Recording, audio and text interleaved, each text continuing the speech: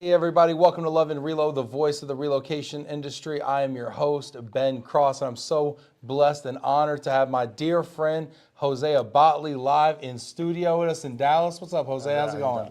It's great to be It's here. good to Great see you, be my here. friend. And Mel Smith, my other good friend. How are you doing? Doing great. Great to be here. Thank you for inviting me. Mel, are you having serious FOMO right now? Glomo FOMO right now? FOMO. I don't know what that Are means, you have but fear of missing out? Are you have fear of missing no, out right now? no, never. You miss us? You don't miss us? You don't miss us, man. Mel's got that I think fabulous about you shirt. all Wherever the he time. is, I the have weather you. must. You guys are close to my heart and in my mind, so I can't miss something I'm never away separated from. There you There go. you, There you go. man, that's really deep. You should give my eulogy one day, Mel. Get in the comments there. Hit that like button. Let us know what you're thinking. We're going to dive into it. We're going to talk about what the political climate means for shipping, for relocations. I mean, we don't have a crystal ball, but it's not going to stop me from guessing. Yeah, we can You know, guess. we can got we guess. got the news on right here. We got little Dow Jones Industrial between the Dow going down and the Pope dying. I mean, the Pope said I'm out. I mean, that's how it is right now. The Pope was even like, "Listen, I'm out, guys." Yeah. I met JD and I'm done. I don't know if there's any correlation between that or not. Get in the comments here. We got Krista Moore checking in. Hey friends. Hey Sammy, pull these up when I say their names, okay? Krista Moore checking in. Hey friends. What's up, Krista? Good to see you. Elizabeth. Hi Ben, Mel, and Hosea. Great seeing you. Hey, how you doing, Elizabeth?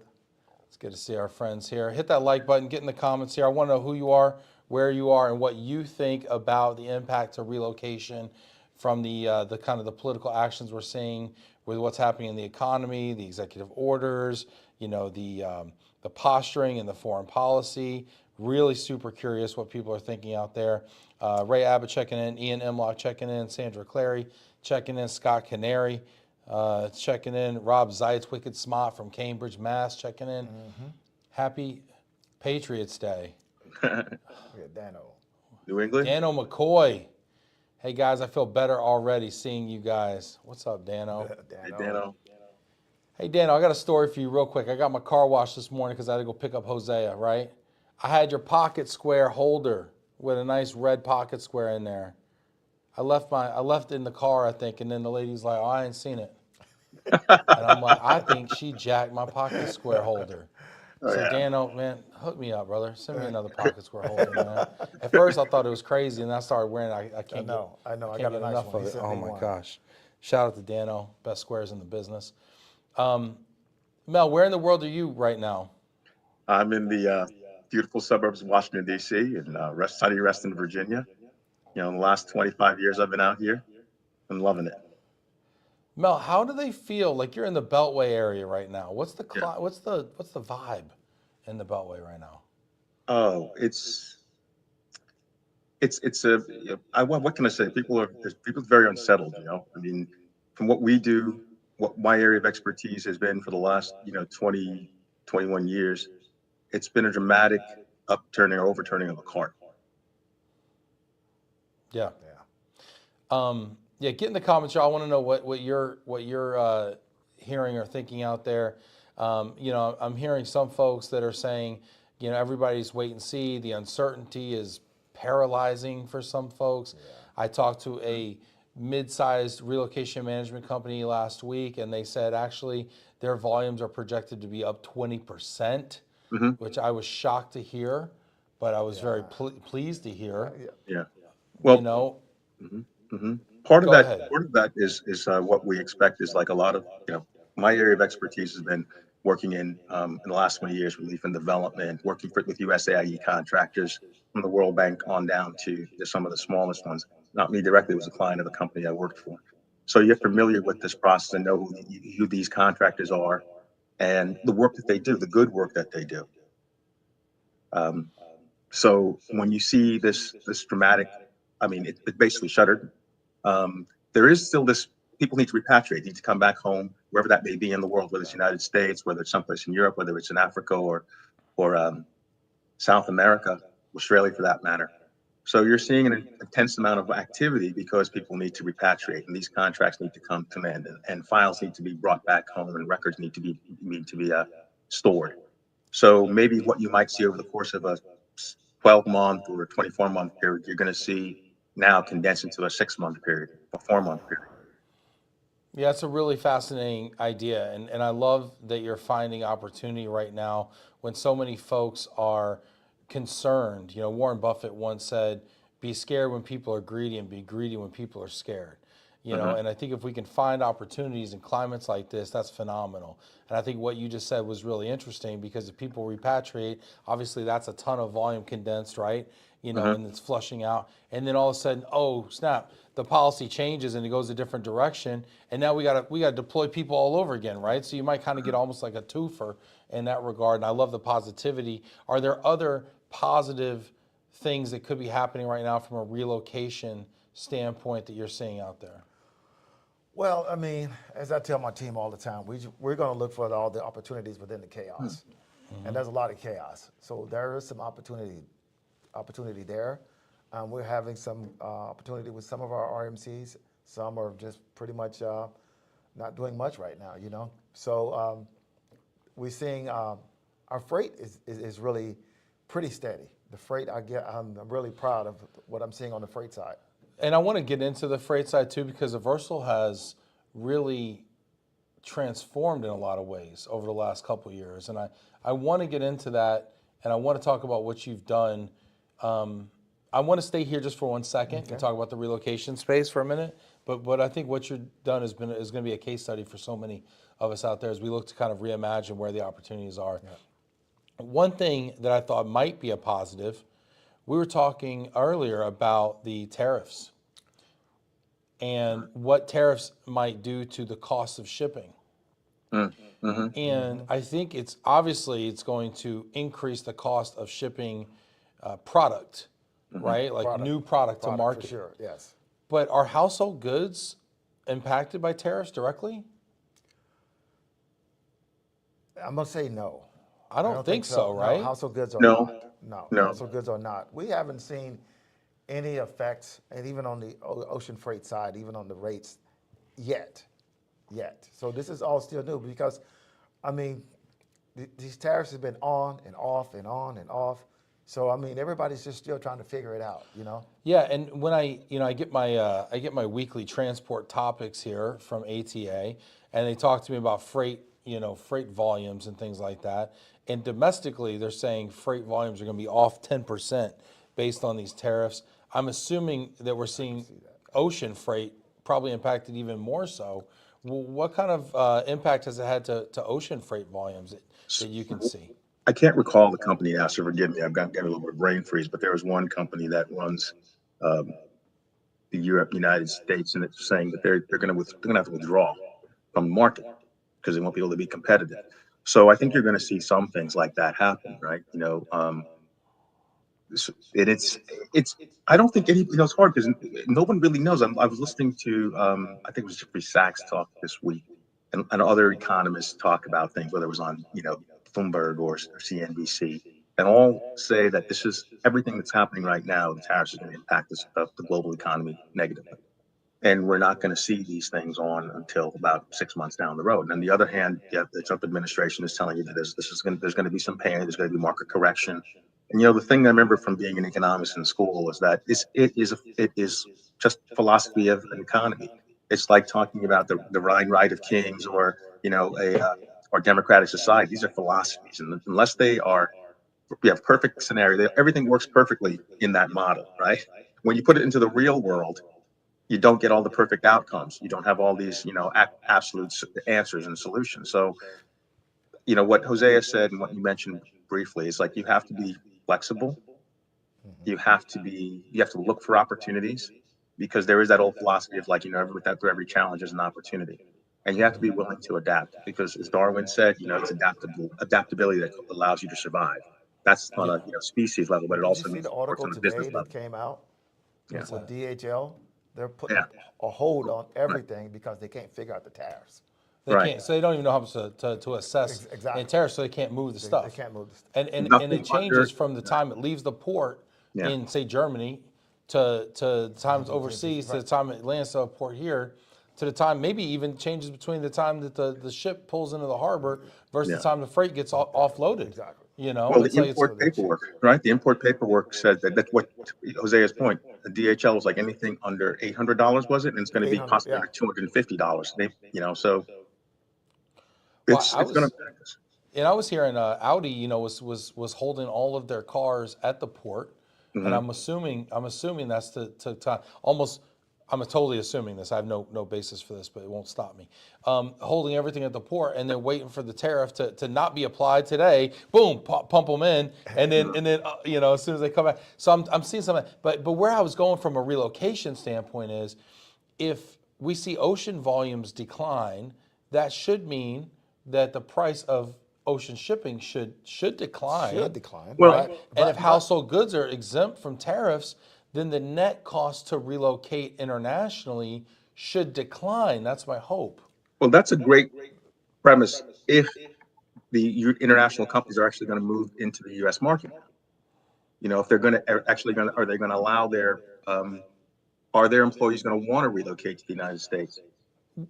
Great point. Great, Or do we take the talent that's here, that's running strategic business units here, and do we have to now export that talent, the U.S. folks, over to the new manufacturing center? Let's say it's Mexico, let's say it's China, let's say it's wherever they need to go to do that. Is that going to cause outbound relocation from the United States? Yeah. There's so many variables right now that's up in the air. I mean, I don't think anyone can actually put a finger on where this thing is going to go. I mean, even from a domestic point of view, Yeah. Right. accounts just don't know what to do. They don't know which direction to go because this is so much uncertainty. I mean, for instance, like some of the auto dealerships, I mean, they put a hold. I know Land Rover put a 30-day hold on everything just to figure out what's going to happen. Yeah. But you still managed to get one. Well, anyway. Interesting. Interesting. No, I'm just kidding. Hey, we got people in the comments here telling us how good we look. Hey, Paul. Paul's got a keen eye. He says, "Gentlemen, looking good. The powerhouse crew." Yeah. What's up, Paul? Thank you, Paul. Very kind. Jackson Taylor says household goods are exempt. I like how Jackson from Canada knows more about it than I do. Thanks, Jack. I appreciate you very much. Shout out to our producer, Sammy, who put the link to that DHL article in the comments here. What's up, Sammy Ray? Thank you, Sam. Appreciate you holding us down over there. Jack Taylor says, Mel, to your point, economics is good when the assumptions are followed, but feelings and psychology impact that, so we'll never play right with feelings being accounted for. How much of this is about people's confidence? I hear that consumer confidence is at a low of so many years. Sammy, if you could research that, what's the low? Yeah, for consumer confidence. I also hear that Trump's presidential approval rating, which isn't necessarily important to this conversation, but fun to talk about, is also at a low. So, how much of this is psychological, Mel? I think a lot of it is, when I was working back in risk management and insurance, we would always talk about, when we talk about risk, there was always these intangibles, right? When you come to assessing a risk. And that kind of leads me in a non-direct way to back to Trading Places. Hey, remember that movie Trading Places when I Eddie love Murphy, that movie. Yeah, exactly. right? Remember when Eddie Murphy was explaining about commodities and how when around Christmas time you can't buy that GI Joe with the kung fu grip because right, with money. Right. That's really what happens. You think about people like, well, I don't know if I want to spend any money now because I don't know what's around the corner. Now, realistically, we never know what's around the corner, but we rely on something predictable. We rely on being able to get that paycheck every 2 weeks. We rely on going to the supermarket. We rely on getting home and hitting the light switch and the lights coming on, the gas being on, or whatever electric. There's a certain built-in aspect of our condition as a human being where we're basing our behaviors on reliable outcomes. And when those are gone, if we're more conservative by nature, we're not going to spend our money, right? If we don't know, if we think that the price is going to go up on something, we'll go out and hoard it, like when people were doing toilet paper during the pandemic. He's doing right? it. He's doing it with Range Rovers right now. You know, I don't know when the next range is coming across the water. I got to get me a couple, right? A couple, got a black, a white, a red, maybe. I'll get playful, have a forest green, perhaps. No, but it's true. And Mel, to your point, the economy works because I always picture it like we're all holding a dollar, right? Right. And I got to hand the dollar to him and knowing that Mel's going to hand it to me. And then he's going to hand it on to her, and then somebody's going to hand it to me. And as soon as I feel like nobody's about to hand me another dollar, well, I'm not gonna part with my dollar. Exactly. And then when I start holding on to my dollar, then it gunks up the works and the money stops flowing. And to me, the economy is how the speed at which, the velocity at which the money flows. Yeah, but you need to have that confidence in the Exactly. You know, like, okay, I got confidence in the economy, so I'm going to go out and I'll make that big purchase. Yes. But if you don't have you're kind of like, I'm gonna hold maybe, off. Maybe I'll wait. I'm not going to buy that house now. I'll Right. wait. We'll stay here another year or 2 Yeah, years. I'm not going to buy. And those goods that you're purchasing are jobs for people down the line. Yeah. And it's interesting. Well, I mean, it hasn't stopped my wife from shopping yet, so I guess she's got confidence. Yeah. Yeah. I feel like the wives are always the last to know we're in a recession. You notice that? They're always the last. The canary in that coal mine is dead already at that point. Yeah. No, shout out to my wife. I love my wife. She's finding new I and innovative love mine ways to as save well. money right now. Hope she's I'm not sure. listening. I'm sure. My wife saves money by taking naps, actually. Richard Majewski says, hi from London. So you don't have Easter Monday off work? That's Richard, correct. we're trying to solve the world's problems, okay? You can't have it off work. It's called work, Richard, okay? Go to it. It wants you. It needs you, Richard. This is the United States. If we're not working, people don't, He's people don't have probably jobs. out there. I mean, he might be at White Hart Lane right now watching Spurs get beaten by Nottingham Forest. Or maybe he's an Arsenal fan, but I don't know. It's like I think he's a Spurs fan. Richard, what's Is your he? allegiance, Richard? He's going to say Charlton, probably. I don't know. He's gonna say something. I love how Mel knows all like more than one English Premier team. Oh, they're Jack they're in Taylor's. League One, but I'm family in London, so yeah, I got to figure it out. You gotta know. Jack Taylor says the timeline for actual widespread relocation is roughly 2 to 3 years. Mhm. When that happens, Trump will be on his way out, and so will the tariffs. What do y'all think about that proposition? Let me understand this. What does this mean? The timeline for actual So widespread.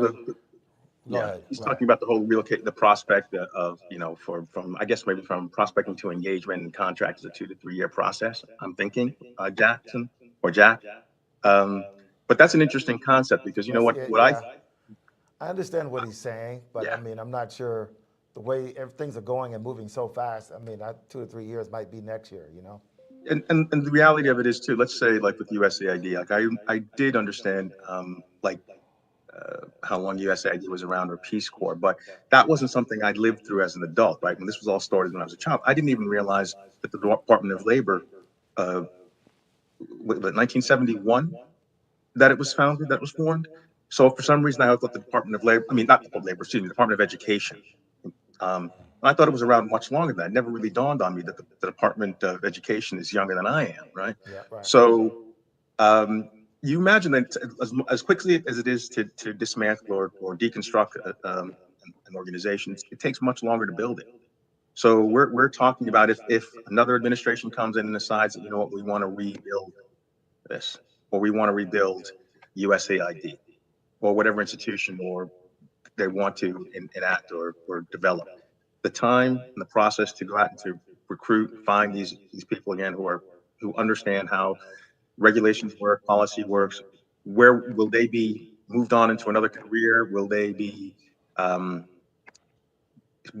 shy about coming back into the government because this was supposed to be the most predictable type of employment in our lives? But it was so unsexy to us when we were young people, like working for the government. Who wants that stability when you're 22? That's a lifetime job. Right. That's a life with a pension. Correct. Who wanted that when they were 22? They wanted to go out and conquer the world and slay dragons and things like that. And that seems just so predictable. And then for generations, those of us who saw friends retire and still be able to travel the world because they had government jobs or be able to, enjoy their retirement, we're like, oh, maybe that wasn't a bad idea, Yeah. And now it's not there anymore like it was. So once again, we're unsettled a little bit. Well, what's happening now, for decades, we've talked about government waste or inefficiency, or we don't feel like we're getting the bang for our taxpayer buck, maybe. But then to see the way that it's actually being deployed, it's just so willy-nilly. I think everyone was expecting him to come in with a scalpel and not a chainsaw. Yeah. Yeah. Bazooka, Yeah. a flamethrower. So, and I think it just caught everyone off guard, and just the shock of it, just to see it all unfold like the way it has. Now, once again, a lot of chaos, later chaos that has created some opportunities for us, and we'll just have to continue to seek these new opportunities and what's going to happen. And what's next? Who's to say? Talk about talk about what you've done at Aaversal, and let's hear a little bit about what you've done at Aaversal Global to transform your company to look at other opportunities outside of maybe your core legacy business. Well, of course, Aaversal has always been household goods, and Because that's your background. that's my background. And so about a year ago, speaking to an account and realized there was some freight opportunities, and so I thought, well, that's a great way to diversify. But we And hear so- about opportunities all the time around us. I went and ate a hamburger. It didn't mean I want to open a hamburger restaurant. Well, So what was it? What was it that made you say, you know what? Gosh, I'm actually going to stretch and consider this beyond just a fleeting thought. Well, it's almost the perfect timing to consider doing freight and to bring on mail at the same time. Mm-hmm. It just made a lot of sense. So we're looking at freight, and we have an amazing freight guy, Brian Terry, that does a great job for us on the domestic side. But now we're really reaching out and seeing more international freight opportunities as well. Oh, wow. And so, and that's where Mel extremely, all his talent comes into play in regards to that. So, and then, was it about 5-6 months ago, Mel, we opened the O&I division? Right. So we got some opportunities doing office moves as well. Talk to us a little bit about that. Shout out, people are in the comments here. Brittany Bogus says Hosea is in the office in Texas. Yeah, girl, Hi, in Brittany, Texas. how you doing Yeah, scoot those boots. We're gonna see you tomorrow. tonight? Tonight? Yeah, I didn't get the invite. yeah. Y'all running Too around on me hilarious. over Yeah. here? Come on, Brittany. Thought we were cool, Brittany. Just kidding. I'll see you tomorrow, Brittany. I need to get my sleep anyway. This guy keeps me out so late, when he Yeah, comes right. to visit. 9 o'clock What? every night. Never goes to out. bed, stays up all night. He's out 9 o'clock. I'm like, Jose, Everybody knows Ben's I said, I got reputation. Bible study in the morning, Jose. I can't be staying out with you like that, man. Yeah, My wife might be watching. So, Sandra says Mel is so brave to bring up football on a public call. You mean soccer, football? Yeah, I think that's what she means. Or do you mean the Cowboys? yeah. No, well, let's not talk about the Cowboys. We're Cowboy It's too fans. soon. We're holding our breath until the draft on Thursday. Yeah. Richard Majewski says, hey, I'm a Mank? Is it Manchester. Yeah, yeah. Mank? United City. So he's really from Manchester then. Man City have the Man United is the world fan and the bandwagon jumpers. Man City supporters tend to really be from Manchester. Yeah. Jack's point, and we're going to talk about this freight thing, Mel, and I want to hear your point on this. Jack's point is you need to build plants, secure equipment. That takes time to do. It's not an overnight thing in my mind. Yeah, Jack, you're right from a manufacturing standpoint, but a lot of people get relocated for service jobs. True. Right, which don't require plants and equipment. But Jack, it's a very valid point, and I think it's what tariffs are aimed to do, is to switch the manufacturing base to, say, here in the U.S., although I don't know where you're going to get the labor from if you don't let people. That's the whole point. I mean, you want to build a factory. You can build all the plants and you want, but whatever you're making, with the labor costs is going to be through the roof. Who are you going to sell it to? Yeah. Where are you getting the labor for this? I mean, you're busy deporting the folks that we have here now, and then you got to turn around and re-import those people, plus, because we don't have the folks to do the work now. No. I mean, the economy. I keep turning over my shoulder here to watch between the Pope dying and the Dow Jones going down. The Dow Jones dying too. Mr. Jones and Mr. Pope Francis, everybody's out. It looks like, And so I'm like, I don't know where we're going to get the labor from. So we got to really get these policies aligned, you know? Feels like it's like shoot first, ask questions last, Yeah, you know? yeah. Let's see here. Paul says, correct, Hosea. Sometimes turmoil creates opportunity. We just have to find those opportunities. Speaking of opportunities, Brittany Bogus said, if I made plans tonight, that's my fault because I forgot about it. She had a different opportunity, I guess. Thanks, Brittany. I appreciate it. We'll take that offline, Brittany. But hey, Mel, to get back to the freight side, Hosea just was paying you a compliment. I interrupted. I apologize. What's cooking on the freight side, and what do you see the opportunities being for freight? Well, we were fortunate. Two things. Number one, because Hosea stayed was very flexible and adaptive to looking at opportunities, and I was fortunate, in my career to have been able to work with some really outstanding companies that I spent, chunks of time with and got to learn about different markets and different components of transportation and logistics, right? And so the stint of time that I spent was able to teach me and inform me about how to do freight forwarding, freight shipping into duty exempt environments. And that's, all the federal agencies, if they're moving anything you're paying with taxpayer dollars, they're going to be duty exempt when they're moving internationally. And we were able to, the side by side of the development opportunity when we were working in stuff in Afghanistan or Iraq or Sudan or sub-Saharan Africa or Southeast or Southwest Asia. Um, you learned you were actually almost embedded with a lot of contractors that were the ones building the embassies or building the roads or building the hospitals. And they continue to have needs to move cargo internationally for federal agencies or for private contractors that are doing infrastructure work or things of that nature. So being able to be on board and say, yeah, I can get something moved from you for from Rzeszów, Poland to the United States. Absolutely. You know who the capable partners are in that, understanding what the timelines are, understanding duty exempt process. That's something that we're able to bring to the table today, even with the USAID not being in existence. Mel, how much bigger? Give us an idea for those people who may not be acquainted with freight, because we are pretty much a relocation podcast. Mhm. What is the difference in scale of the Oh, global freight industry compared to the global household goods industry? well, everything you have in your house that was made somewhere and transported to Besides my somewhere. kids' artwork from school, Exactly, exactly, everything came someplace on a else. freight truck. And one of the great things about the United States in terms of its capacities for education and training is that I was always told when I was over in the Gulf or other places that everybody wants American deliverables. They want American know-how. Um, they would prefer to have American product, but let's say if we're not making it anymore, they certainly want American consultants. They certainly want American management. They certainly want American know-how and deliverables. So Americans say we're going to deliver a project to you in 12 months. It gets delivered in 11 and a half, and they walk away with a little bit of bonus, but it's done. And other countries, oftentimes, unfortunately, and I'm not going to name names because it's not my industry or experience, but I know this from um, anecdotal engagements, is that it takes 28 months and everything has to start over again because it wasn't done right. So I'll give you some numbers. All right.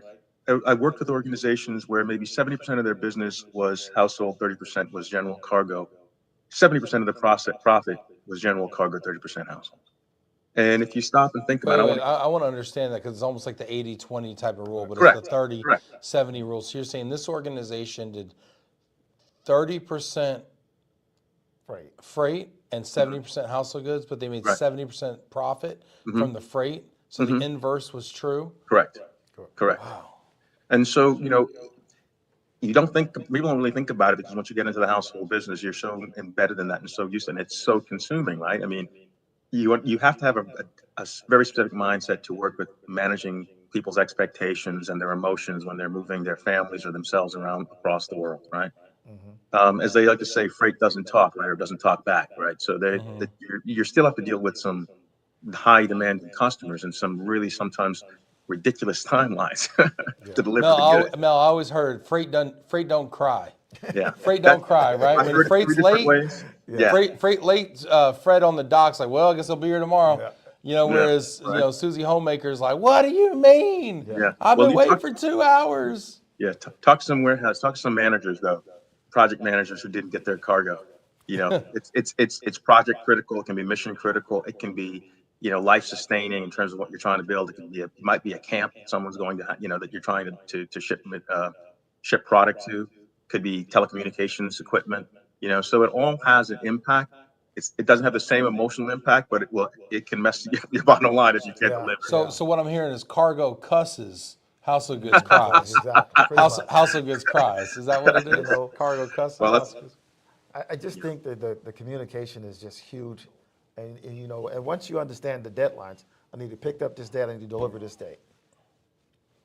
We have some great trucking vendors that are doing a great job of getting things picked up and delivered in a timely manner. Yeah, and I think when I think about the way your company is positioned, being a household goods carrier for the largest, most high touch corporate accounts and government accounts in the world, and that standard that you have for service and delivery times and on time percentage and all that, I got to think that translates incredibly well to what Mel is talking about with these project managers, that if their cargo doesn't arrive on time, it's mission critical, and all of a sudden they got to stop the plant or stop the project, and that can be extraordinarily costly. So while I'm kind of downplaying the importance of on time, in the cargo arena, I do know, it's time is critical. It absolutely is. Communication is just key.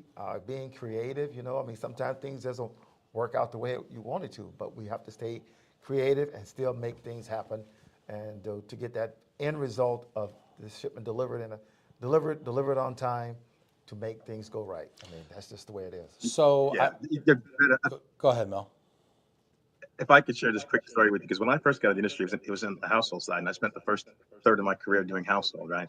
And I remember thinking that when I was interviewed by this company, we did some freight too. I was like, freight, shipping. This is like, and I tell this story often. It's like Aristotle Onassis. I thought, hey, you know what? I'm going to be a shipping mogul, like Aristotle Onassis. I laughed at myself thinking about how naive I was at the time, thinking about this. But I always really was interested in the freight for some reason. I don't know why. Maybe you're watching those old movies that I used to watch, the 50s and 60s, and all these shipping guys always seem so global, international. And certainly, the household good industry of the 70s, 80s, 90s, it was very glamorous. And I think there's still some glamour to that. I think it's become because of the nature of business has changed, that it doesn't have the same type of, international sex appeal that it did when people were sending telexes. If anybody knows what that was. Just the first time I met you at IAM, Mel, talk about sex appeal. The first time I met you at IAM in the 3-piece, medium blue suit from across the lobby in DC. I still remember the moment. I had to stop what I was doing. Now, it may have been the whiskey talking, but I had to come up and congratulate you on your haberdashery and your I don't know who you're comportment. talking about, but I don't think that was me. But thank you very much. Yeah. Well, no, but all kidding aside, I do even remember 15 years ago getting in this business, or 10 years ago going to the conferences, and it just seemed a lot more, I don't know, it did seem a little bit more glamorous, and that's only 10 years ago, so I don't know what the 80s were like, Oh, yeah.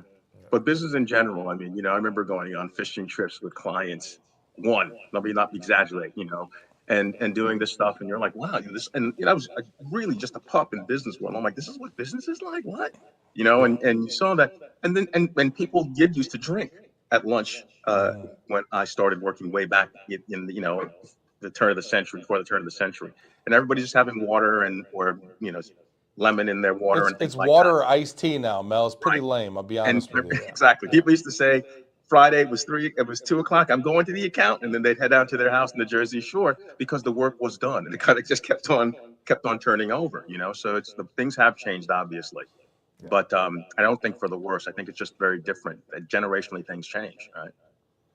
Yeah, I want to ask you, because you made this decision to get into the freight side of things, the car. You saw an opportunity. If you don't mind sharing, I'm going to ask. If you can't share, that's fine. But what is your business mix now from I'm assuming 2 years ago it was 100% household goods. What is the mix now of freight and cargo in your business? Well, I would say freight has got to be more around 25%, and then household goods, is the 75%. That's internationally and domestically. Wow. Yeah. So now you have this nice diversity built in, which I have to think has added some some predictability, maybe some continuity. You know, when I know in my business, you know, we really have two lines of business, and one of them is kind of flat like that, and one of them does this. And when it was just this one doing this, you know, it was hard. It's hard every month, right? But when you got this kind of this baseline, you know, 25% that's maybe a little more steady, maybe it's not perfectly steady. Yeah. It adds a little bit of Yeah, I mean, we've been very predictability. fortunate to get some government accounts on board, and we even got a couple of corporate accounts on board as well. So we've been very, very fortunate in that aspect. And then we just brought on another account that we're finalizing everything on. And as I was telling you earlier, we're seeing 6 to 7 bids per day, you know, from this account. So it's just a matter of time before we get consistent with the wins. Yeah, that's got to be encouraging. And then I also heard you say O&I. And for people out there that don't know O&I, what is O&I? Yeah, what is it? Office and Industrial. Yeah. Yeah. Yeah. So office and industrial. And honestly, what's that about? Here's the thing. It was weird. It was back in September. I was at the airport and I get a call from a government account. Okay. Basically saying, we've been vetted. We've already vetted you. We have X amount of office moves to do per year. Are you interested? I'm like, well, I guess I'm going to open an O&I division. Yeah. The answer is always yes, right? Yeah. So that's how we got going with that. Wow. And Yeah. so Mel, talk about that a little bit. Yeah. So that was funny because I do remember that. I don't remember the date, but I remember that conversation. Yeah. And it just so happened, like I said, I've been fortunate in a couple of years. When I came back to the States and living in Germany, I came back to Florida, and I thought, you know, Orlando was going to just blossom. There's a lot of international visitors to Orlando, especially from Brazil and South America and England, as a matter of fact. But it didn't hit the way I thought it was going to hit. And the company I was working for at the time said, hey, you know what we do? We do a lot of office moving. There's a lot of things. You're going to learn how to do office moving. So I got a chance to do office moves, to manage projects on office moving. Had the largest move in Orlando. I think it was in 1996 or 7. It was Gray Harris and Robinson, a law firm. Go Gators for those University of Florida Gator fans. They hire a lot. The founder, I think, was Gator guys. Yeah, just won the national championship. Yeah. So I had cut my teeth in it when I came up to this area. I was doing that as well, a decent amount. And so there was experience there, and then our director of operations also had a background in working in office moving. So it kind of was, wow, okay, we have some competence here. We have some core competence here. Let's go out and figure out the right size, what we're doing internally, and then take the right approach to find out which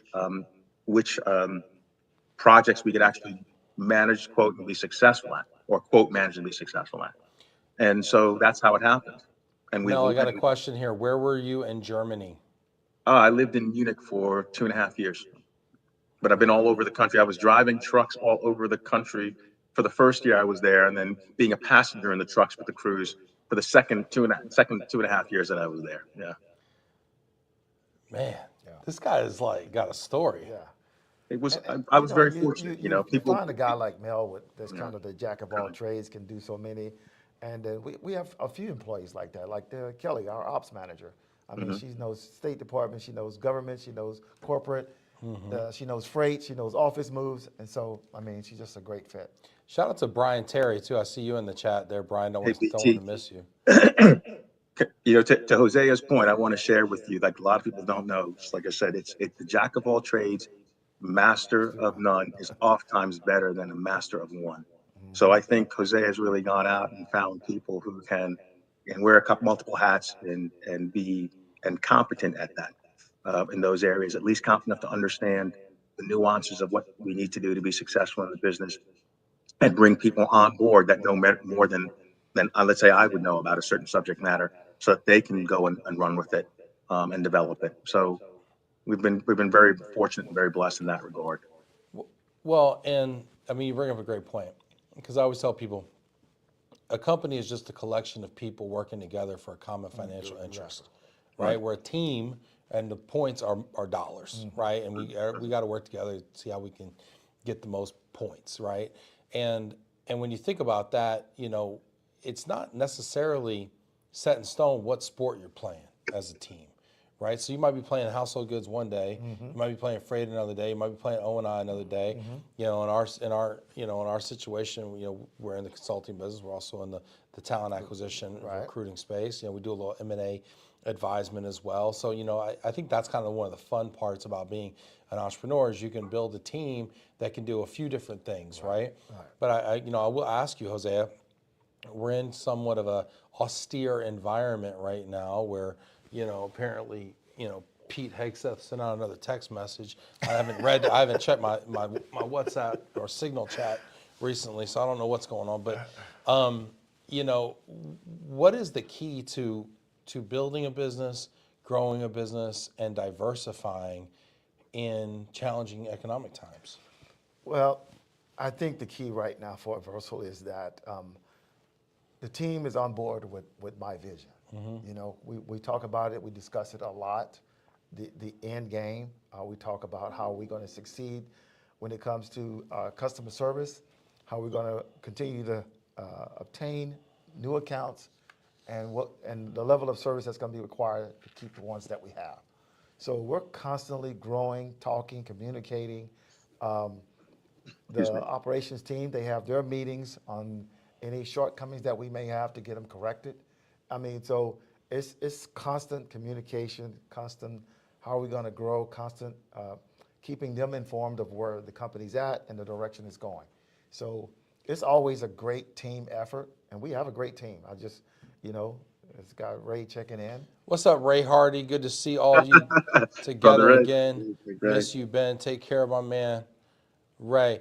Ray, listen, man. Jose is the one you got to watch, okay? Not me. I am a good steward of this piece of human capital right now, okay? But I think you're missing the point that Ray went out with you for his birthday. That's what he's getting at. Well, Ray turned 60 on my watch one night, Yeah. and he almost didn't turn 61. Okay. Now Hosea's got a big birthday coming up here too. Yeah, but I won't be And hanging out with you, And man. he had to leave the country just to make sure he was safe. You know. So anyway. I know, man. Sometimes it's hard to believe that I'm turning 60. You believe Yeah. tell it, youngster. You don't look a day over Look 59. at Mel. Me too. Me too. Yeah. Couple Y'all months away. both look I think great. I'm a month older than you are, right? It's about a month. Y'all look like freight from the 80s. That's what y'all look like, freight shippers from the 80s. Y'all look like true. Onassis Aristotles or something. But you know, I'm honored and blessed to are. turn 60 though, because you know, Amen. my dad Yeah. didn't make Amen. it that far. You know. It's amazing. Yeah, man. Well, it's good to have you here. You ain't there yet, though. So Yeah, I know. just I know. Play it straight, And buddy. tonight's not over with, Play it right? straight, yeah. Get some green drink in you. Yeah, let me. You know, we're running out of time a little bit here, but there's one topic I did want to touch on. We've talked for years now. You know, this show's been going on since 2020, so this is our Amazing. 20, 5 21, years, 22, 26 years. 23, That's 6 years. 24, 25. This is our 6th year. Yeah, yeah. He had to count on his fingers. I did that in my head. I'm not a very. Yeah, what's the 0 to the 5? It almost feels like 5, but it's not. I know. Look You at me. gotta I'm like count trying to in. grab the camera. I'm like getting real serious. Hold on, Sammy. You know it ain't gonna work like that. I said I gotta raise my right hand like I'm getting sworn in. You're approved. Now you can go ahead and change it, Sammy. But I say all that to say, we've talked a lot about DE&I. We've talked a lot about supplier diversity. Recently, DE&I has been under fire. It's been a major talking point of this administration. What are your thoughts around it? Is it going to, is this the death knell for DE&I, and is it going to come back? What's the future look like? Wow. You know, I don't understand the dismantling of DE&I, but it is what it is. I've never sold or marketed Aaversal solely on DE&I because I know a lot of people look at it that way. So I don't lead with DE&I. I always lead with Aaversal, who we are, our experience, our knowledge, our past performance, and how we can get the job done. So, and if someone needs to check the box, then hey, go for it, check the box. But I think being a minority-owned company, I think that we get more looks being a service disabled veteran owned company than minority owned company. Really? Yeah. And now is service disabled veteran owned small business, SDVOSB, is that also in the crosshairs of this DE&I dismantling? Or That's is a it great collateral question. damage in the process of getting rid of supplier diversity? Or is it preserved because this is a very, America First administration? You know, I'm not sure where they're going with the service disabled veteran yet. I haven't heard anything, so I don't want to say something wrong. Don't here, wanna but jinx yeah, it. I don't want to jinx it. So yeah, You know, I don't know. I mean, I don't know. I just know a lot of people has been affected by it. I've talked to more women that feel more affected by it than anything. Really? Why is that? You know, they just felt like that it was taking a huge chunk of their business away, and that they felt like they was going to lose their business. Now, I don't know if that really has happened or not. Because a lot of women they lead with that. They need that. But it only affects not only that, but the disabled and everything else that falls upon the DE&I. you know, if I could add something to what you're saying, Jose, the most articulate statement I've heard about this was Pete Buttigieg asking someone a question who was asking about the EEI. He said, well, what is the opposite of diversity? He said uniformity. What's the opposite of uh, equity? Inequity. What's the opposite of inclusion? Exclusion. So why would you want to be uniform in practicing equity and exclusion? The real underpinnings of this is that it was never about the ethnicity, the color, the gender. It's about giving people an opportunity to giving people access to opportunities that were exclusively held by those with the most financial power. And we recognize in this country that it's not only um, greatness comes from people without a lot of power initially, or without a lot of financial backing. This is what it was about. So if you're telling me that an enlisted person who happens to be a white gentleman from Ohio can't get an opportunity because he doesn't have the financial wherewithal that's what you do to open the door for inclusion. Females who represent half of the population or more, who were excluded from academic opportunities. Well, that's why you opened the door, because they weren't less smart than their male counterparts. It just became an environment where no one was allowed, and you can't grow your company. You can't grow your company. You can't grow your finances. You can't grow your economy if you limit access to opportunity. That's it. And I think about that in everything I do, from the people who supported me, who didn't look like me to have become employed, from the people who I look forward to. And I think about the most important thing, as one of my mentors said, is what's happening in somebody's heart and in their mind. So that is not something that you can judge external qualities. Yeah. I was thinking a little bit about this. DE&I is really, I think of it as referring to corporate culture and strategy and what we do inside of corporations. But I think the thing that I'm even more worried about is social segregation in our society. Mm-hmm. I was thinking about this over the weekend. I forget what I was thinking about. I don't generally remember the weekends. But there was a moment when I was thinking about maybe just like the diversity of my friend group or something, right? And I'm like, how did I get here? How did I get so fortunate to have such like a cool mix of folks in my life, And I realized I was exposed to a lot of different types of people early, as a young person, right? Right. Right. When you really don't know any different. You're just No. like, hey, we're all just hanging out at school, our Right. schoolmates or whatever. Probably school, honestly. Right. I had a lot of Jewish friends as a young kid. I had a lot of black friends as a young kid, and I was fortunate because of that, because our schools were very integrated. In Right. fact, we had 4 elementary schools, and they did something where they were just made sure that there was an equal mix of everybody Right. everywhere, Right. Mm-hmm. and now I'm here in Texas, and we're talking about these private school voucher systems, right? Where they're going to take all this money out of the state budget for public schools and are going to allow people to go to private school in the state, basically. Right. And I worry about it a lot, right? Because it's just like segregation taken to the next level.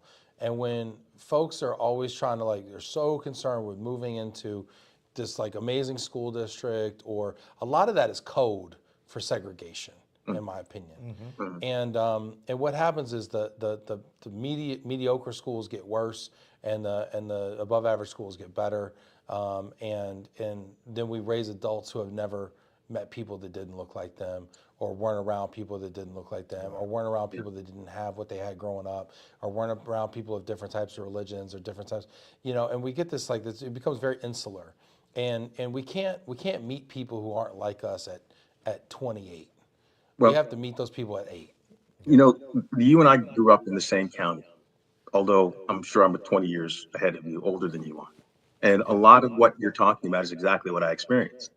And then I went and moved to places, and my family's Jamaican. I come from an island where the majority of the people are of African descent, but everybody is mixed with something. I think one of the largest Irish diasporas outside the United States is Jamaica. Every other Oh, Jamaican has interesting. got an Irish name. They're That's interesting. Germans that emigrated there, Chinese, Indian, and everyone's family basically has somebody that looks like, it's your whole first generation is all rainbow. And then I've gone to places in the world where, I turn my head right and left, and I'm the only black person in that space. And you know what? I'm warmly welcomed, received, engaged, and I walk away with people calling me bro, and they're still friends to me this day. So, a lot of that is, unfortunately, some of the psychology you carry with you um, of exclusion, of racism, of prejudice, and you have to challenge those things all the time. And everybody's a different way. Some people, would go out and go and protest. Some people become politicians. Some people represent who they are in everything they do, and that is pervasive. It's like, I'm sure, like you and Hosea, can go anywhere in the world, and anybody in the world would want to be your friend. Because you have that aura, you have that charisma, you have that genuine aspect of who you are when you walk into a room, that people want to know what's going on in this guy's mind and what's going on in his heart. Well, I appreciate that, Mel, to so much, but you know what? As a white male Protestant, all the things, whatever.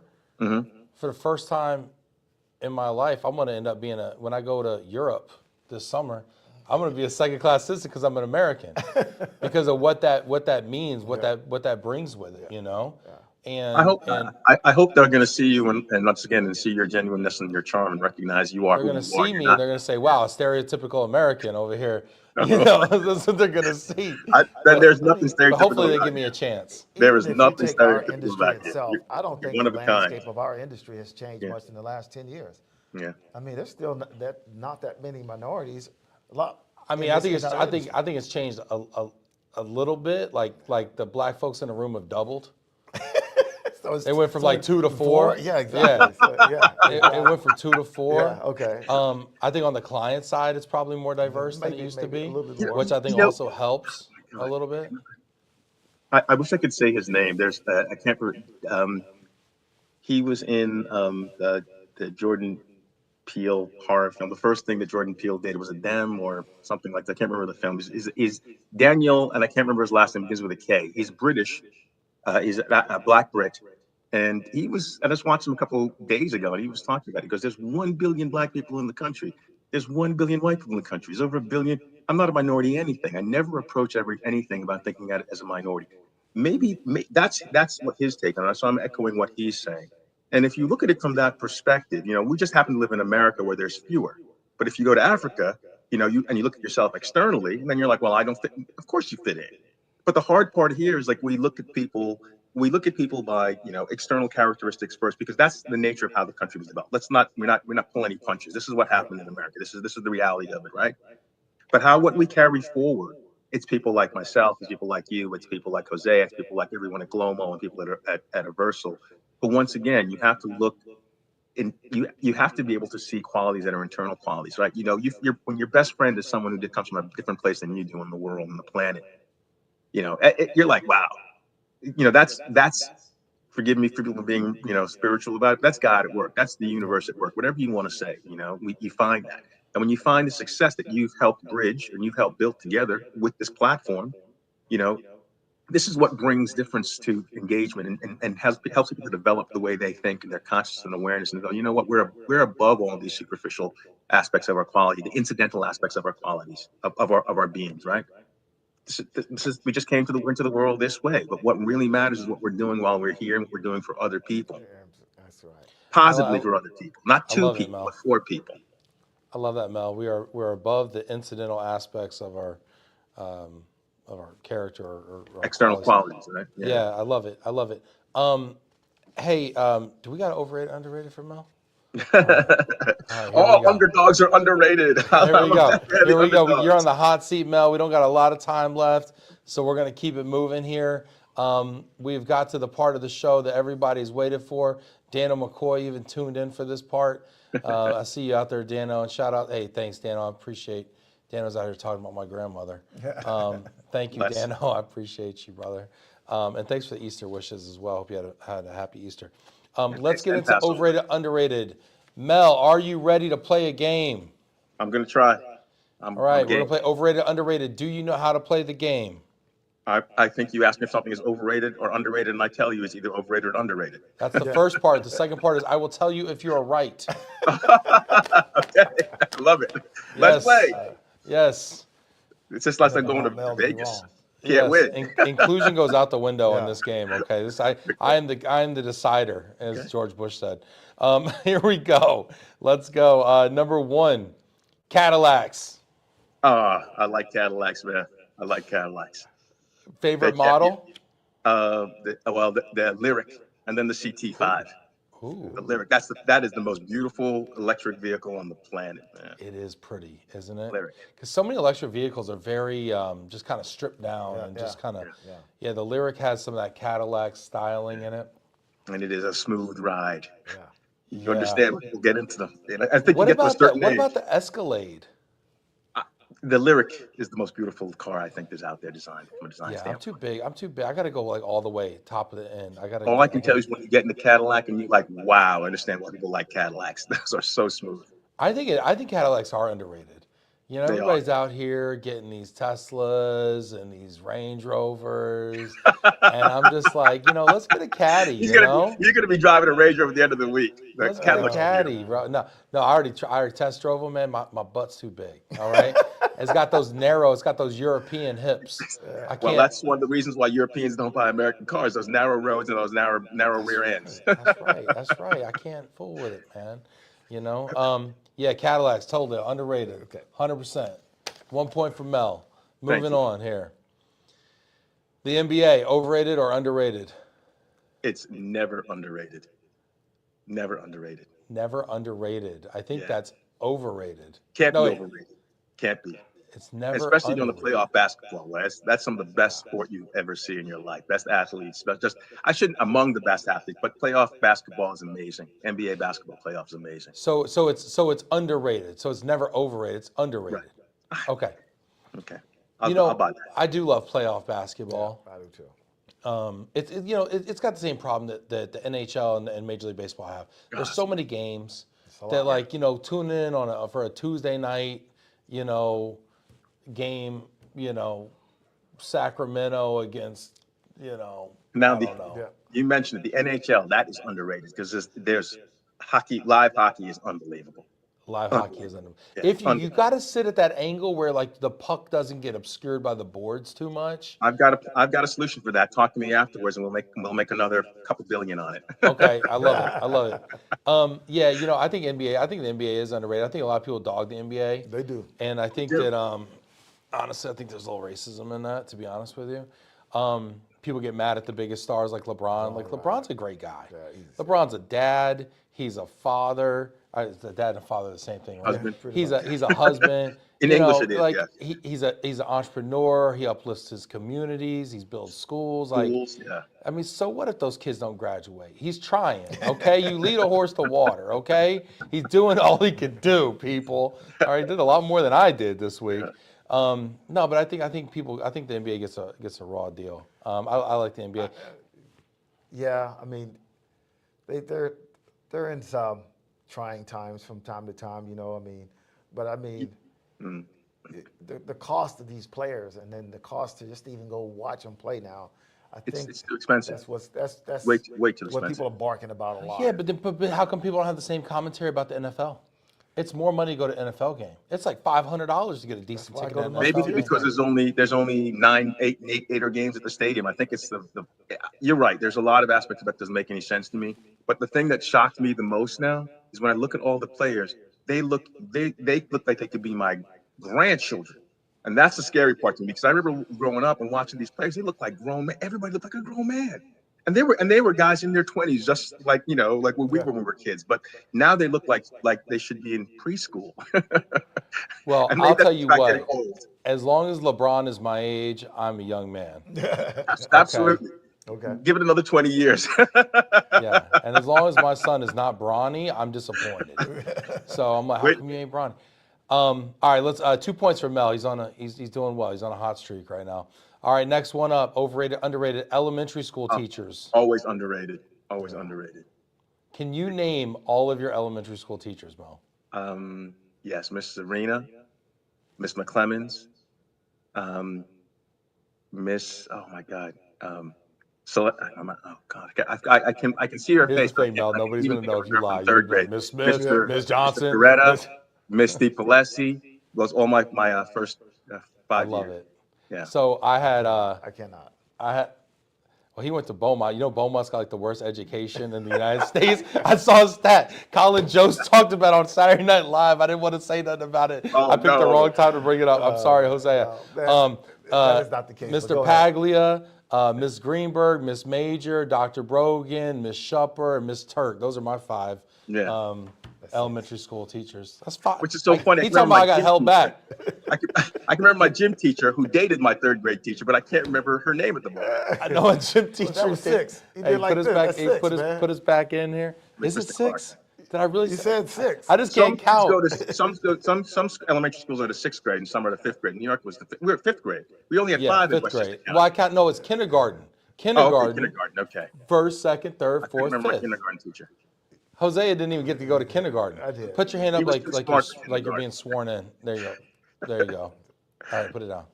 There you go. We got these AI cameras, and they love Hosea more than me. Yeah. It's all right. It's okay. All right. You know what? Yes, elementary school teachers are underrated. My son just got diagnosed with ADHD, and we had to move schools. He went to a Catholic school. As I was over here, like talking about like private school, he went to a Catholic school With a voucher. and they had no time for him at the Catholic school, honestly. And then he went to this public school, and he's still showing his ass a little bit. But she has a lot more time to work with him and a lot more compassion. And now we're about to have his party, and he wants to invite Miss Tyndall to his party. Wow, that's nice. Wow. 'Cause he My loves his my teacher high so school much. history teacher, my late high school history teacher, Carol Loretto Maddox, was my second mom.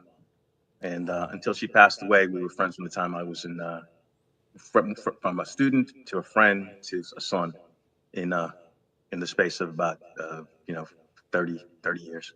No, more than 30 years. Yeah, 40 something years. It's really Great lady. nice. Bless her. Yeah, the greatest gift you can give someone is to believe in them. Yeah. Is one of She my did. favorite sayings, Yeah, and that's what absolutely. these elementary school teachers are doing out here. So, yeah, all right, 3 points, Mel. All right, don't blow it. Let's go. Number 4. The pressure's on. I love the pressure. I live for the pressure. Overrated, underrated, long road trips. Overrated. Oh man.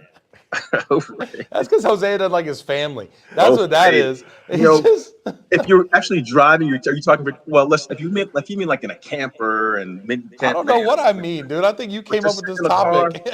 drive My across max is country. 4 hours. Yeah. Less My than 4 max hours. is 4 hours. That's it. Yeah. If My you can wife bring your likes to drive to dog and your Montana, family along 13 with hours? you. No, I can't. Well, don't marry a Montana woman. You don't want to drive to Montana. A little too late, man. A little too late. Oh my goodness. Okay, overrated, underrated, Mel. They are, oh gosh, that's tough. I told you, it depends on how you're going. If you're in a car, overrated. If you're in a camper, underrated. So you're up there driving like the big camper, the No, I fifth wouldn't get wheel. one that big. It's like the converted Sprinter van type of things. Those, I Yeah. love that. Love those. Or And the you're still smaller. are you still driving this hypothetical car? Yeah, I would be driving that, of course. So why you like driving that car and not like a Lyric, for instance? Because, well, I said if I were going into a long road trip, because Define you long put for me, Mel. you can put a shower in those Sprinter vans. You put a compostable toilet. You can have a couple of stuff burners. It's great. How long is long, Mel? Anything more than 4 hours is a long trip. 4 hours, That's my yeah. max. That's what That's my I did a Hours max. 4 hour to driving that's Oklahoma. it. I'm maxed out at that. That's I was my like, max, oh, no, man. this is Yeah. ridiculous. Yeah. My man is It'll make- he's one compostable toilet usage away from And shower. happiness. And shower. I mean, I like how I'll you send you could some. just I'll send pull you some over YouTube if you want to videos. take a dump with no plumbing. I'll send you You some know, videos. you could do that on a 30-minute trip if you want to. Go to Fairfax. Rob Zeitz, as I get older, road trips are more tiring and less Yeah. fun. Yes. Yeah. I think it's about who you're with and who's got Well, control of both the of those, radio. I mean, Ray Hardy, Hosea is also coaching his son's player pitch junior league baseball team this year. First game is April 28th. Right. Ray, I appreciate that, but why are you telling us this? Does he need to be stretching or something? Does he need to warm up? I'm warmed up, man. I'm ready. I'm ready. So be honest, who does most of the coaching, you or Ray? Well, we both do. Ray's more of the hitting coach. I'm more of the gathering motivational- everybody. The gathering. coach. I'm the gathering coach. I'm pitching. he brings the cap steps, I'm brings working with him brings on the kids together. Hey, everybody, round up. Hey, listen to Ray. Listen to Coach Ray, y'all. Ray was a baseball working player. with him on the infield, infield catching. I see how this is going to go. When they win, Ray's the coach. When they lose, Jose is the coach. Yeah, pretty much. Probably. Well, That's that's a lot of fun, though, man. It's That's a lot great. of fun. That is really cool. And Coach Ray is probably the best choice there. He coached in Indiana, didn't he? Yeah, Coach? yeah. Very cool. All right. Long road trip. I like long road trips, Mel, but I need somebody who's riding shotgun that's willing to take the wheel when I take that, compostable, toilet Dump usage. compostable toilet. Yeah. Yeah. When I was driving the truck in Munich, in Germany, I remember thinking this was really. I thought it was going to be really fun. And remember it was a summer, and so all hands were on deck, and I had to drive. I'm sure it was to Stuttgart, which is probably about 4 or 5 hours away in the truck. Restricted speed and everything. So we had it filled from the front to the back, top to the bottom. And on the return trip, I'm driving a manual transmission, stuck on a hill, stopped on a hill in stop and go traffic like that. Oh my God. My foot was to the floor, coming on the gas pedal and come off the clutch. And I'm thinking, oh Lord, everything in this truck is going to be on the cars behind me. Because the truck was like, Yeah. max load. So you know what? After that, I'm like, no, that's it. This driving stuff, not for me anymore. Why don't they use automatics in Europe? Fuel efficiency. Yeah. People, it's very practical. 95% of the cost of what they call benzene, gasoline in Germany is taxes. I remember the first time I noticed that on the gas tank or the pump. I'm like, oh my God. And at that time in the mid and early 90s, it was like 4 times what it costs in America for a gallon of gas. That's why. Wow. So that's why they drive smaller cars as well. Yeah. Right? Wow. Incredible. Yeah. All right. I don't know if I can co-sign this one, Mel. I don't know about that one. I don't think I can give you a point for this. That's okay. This I'll take half a point. long road Half a trips. point's okay. Half a point. Fine. He got me half a point. Half a point for Mel. Let's see if he can make it an honest 4 here. Last one up. Overrated, underrated, international travel. That could never be. That is never overrated. It's hard to answer your question. It's underrated. It really expands your whole world and your whole experiences. And yeah, that's it. End of the story. Number 1 travel tip, Mel, for people. So my wife has never traveled internationally. She just got her passport, and she's never traveled internationally. I'm going to take her abroad this summer. I keep seeing those posters in the bathroom. It's like, hey, if you feel like you can't escape, if you don't have, free will to go where you want to go, you might be trafficked. And I'm like, that sounds like my Saturday. I can't go anywhere, So now I get to do it to my wife. Now I'm taking her abroad. Wow. So what tip do you give to my wife who'll be traveling internationally for the first time? Don't forget Give the yourself passport. give yourself a recovery day when you travel after you travel. Get in, take the first day, just recover, relax, Decompress. rest, get used to the time change. That's it. And then That's a great and tip. go someplace you really dreamt about going. We've Wow. always joked about going 1 to see. Maybe I'll take you, Mel. Maybe I'll leave the wife at home. Me and Mel Well, take a day to there are a decompress. couple places on the list that are coming up that I think we can make this year. Hopefully. Where's one that you've never been to? You've traveled a lot of places, Mel. Yeah. Where have you not gone?